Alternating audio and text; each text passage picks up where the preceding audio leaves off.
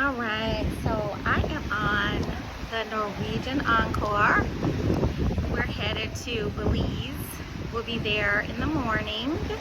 I'm enjoying Norwegian, but I am gonna have to say I'm a Carnival girly. That's just my preference. I know they've gotten a reputation as being the Walmart of the seas, or like kind of having a ghetto crowd on there. There are a lot of black folks that go on Carnival. That's a fact. Me personally, I like being on a ship where there is people who look like me, right? I have more fun. I think it's more of a vibe. So that's just my personal preference. Now, as far as it being the Walmart of the seas or ghetto, I've never seen a fight on Carnival ever, but I'm also not going on the old ships. It's just like anything else, you get what you pay for. If you get on Carnival Sunrise or Carnival Magic, or I don't want to insult anybody's ship, so I'm just going to leave it there. If you get on those older ships, then that's the vibe that you're going to get. If you get on a Carnival Celebration, if you get on a Carnival Jubilee, if you get on a Carnival Mardi Gras, you're going to have an experience where not only are there cousins on the ship, but it's also going to be a more high caliber clientele. Like, I'm not trying to be bougie, but that's what it is. The oldest ship I've been on in recent years in the Carnival fleet is the Carnival Horizon, and that class of ship is the oldest I would go. The Carnival Horizon, we got on that because it sails to the ABC Islands. There are other ships that sail to the ABC Islands in the Carnival fleet. You couldn't pay me to get on those ships.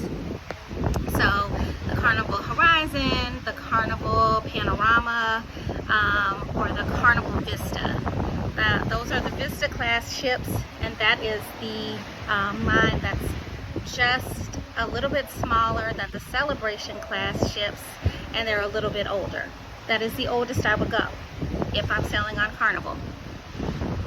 If you are a bougie sailor, then those are my recommendations. I have also been on Virgin voyages. I have been on Disney. Disney is, top tier, right? Like, you cannot beat the Disney experience. They're going to give you Disney customer service. They're going to give you a Disney product. It is amazing.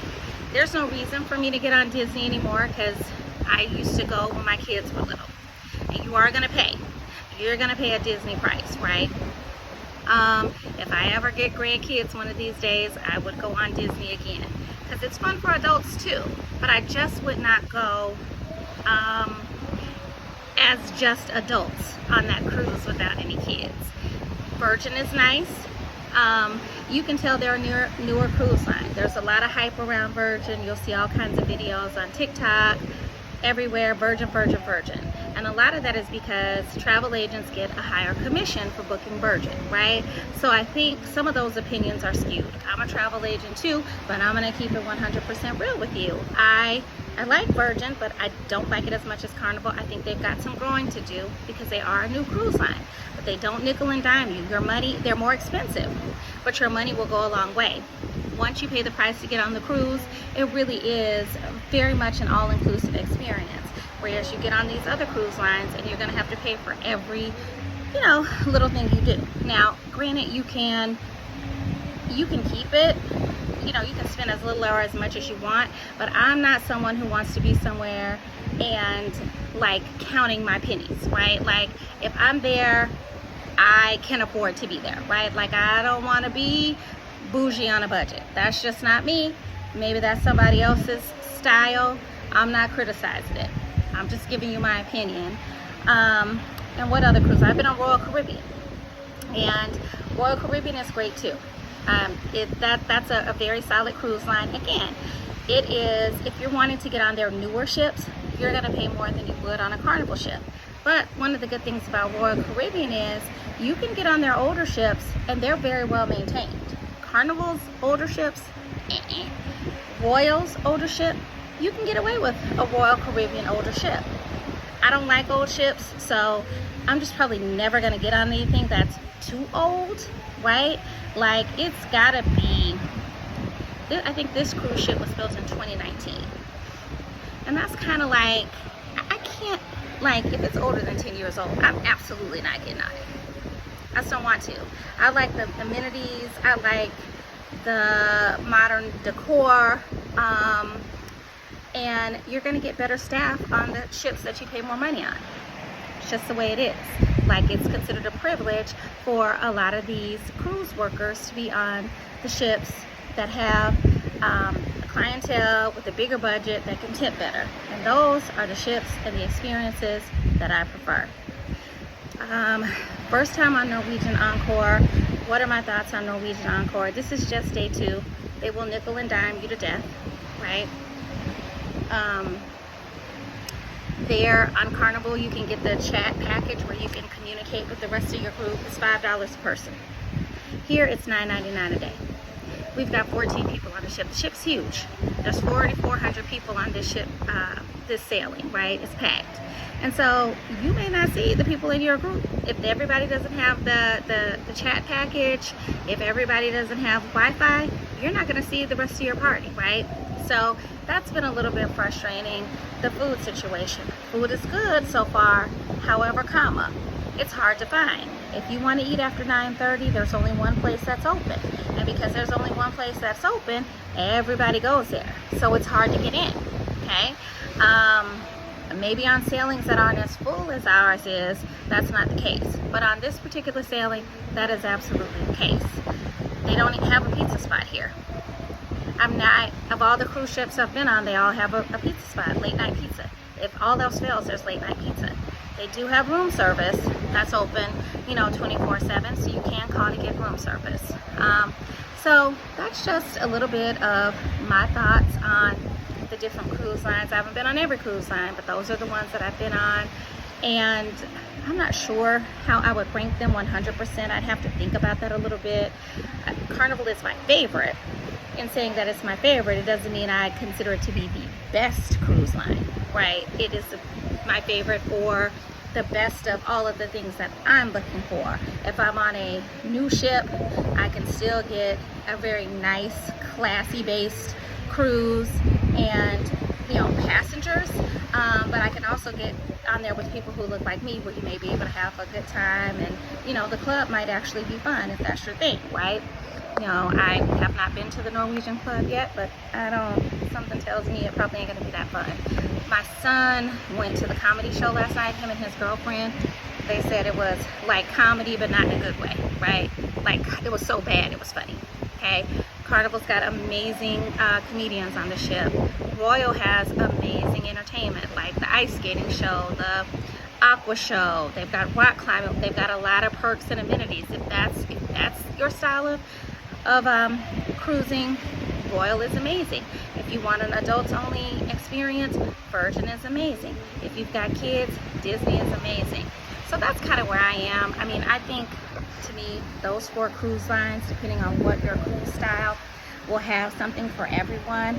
I'm not mad at Norwegian, but I would sail it again for things like if I wanted to go to Europe, or if I wanted to go to Alaska. They do a good job with Alaska, from what I understand. They're one of the cruise lines that has access to Glacier Bay. Not every cruise line has a permit to be able to go to Glacier Bay.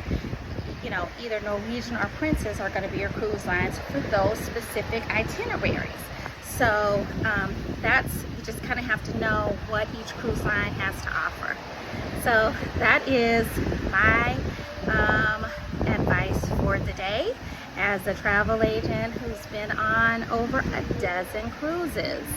If you have any questions, you are more than welcome to inbox me. If you need help planning your cruise vacation, I'm happy to help you with that. I do help with all-inclusive resorts as well. I just had a group of 12 that went to Cabo, so I do those as well. And I can do other things, but Those two areas, all inclusives and cruise ships, are what I personally specialize in, and in that class of vacation, I specialize in groups specifically. So if you have a one-off situation, hit me up and I'll let you know if I can do it.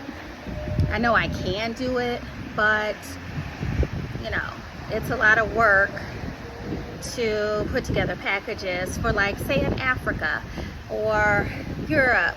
Now what I am going to be doing, I am going to be planning some vacations for myself that are going to include Africa, and that are I know I'm going to be doing a Mediterranean cruise. I know I'm going to do an Alaskan cruise, and then Africa will be land-based. I'm looking at either Kenya or South Africa if you are looking to do a safari experience, and I'm also looking at Ghana if you want to get the true West African experience. So those are 4 trips that I know I've got coming up. Alaska's going to be first, and then probably the next one is going to be the Mediterranean cruise. I'm going to go to the Greek islands and Rome. Those are 2 things that are on my bucket list. And then after that, it will be Africa. Not sure which one I'm going to do first, West Africa, or if I'm going to do South Africa or Kenya. But that is probably the order that things are going to be in. I'd love to have you join us. I'm going to make those open for, like, group travel. So if people are interested, I'll be posting that as I get closer to those travel time for those destinations, as I get the details together. Anyway, thanks for listening. This is Charmaine with Charmaine Event Travel, where every trip is a main event.